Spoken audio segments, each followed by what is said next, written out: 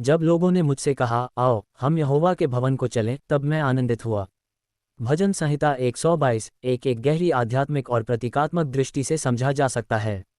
एक, आध्यात्मिक खुशी और ईश्वर की उपस्थिति में जाने की उत्सुकता। जब कोई व्यक्ति परमेश्वर की आराधना के लिए आमंत्रित होता है, तो ये केवल शारीरिक रूप से मंदिर जाने की बात नहीं होती, बल्कि आत्मिक रूप से ईश्वर की उपस्थिति में प्रवेश करने की खुशी को दर्शाता है। ये दर्शाता है कि ईश्वर के पास जाने से मन में आनंद और शांति आती है। 2. धार्मिक एकता और संगति फेलोशिप। यहोवा के भवन का अर्थ केवल ईश्वर का मंदिर नहीं है, बल्कि यह धार्मिक संगति, समुदाय और आध्यात्मिक परिवार का प्रतीक भी हो सकता है। जब लोग मिलकर आराधना करते हैं, तो वे एकजुट होते हैं और परमेश्वर के प्रेम को एक साथ अनुभव करते हैं।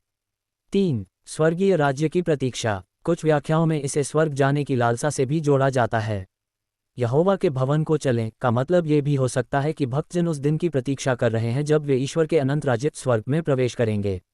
4. आध्यात्मिक यात्रा का संकेत। ये वचन इस बात का भी प्रतीक हो सकता है कि आध्यात्मिक जीवन एक यात्रा है, जिसमें हम ईश्वर के पास धीरे धीरे बढ़ते हैं। जब कोई इस यात्रा को अपनाने के लिए प्रेरित करता है, तो उसमें आनंद का अनुभव होता है।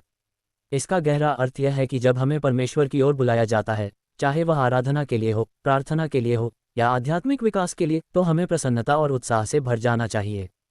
धन्यवाद।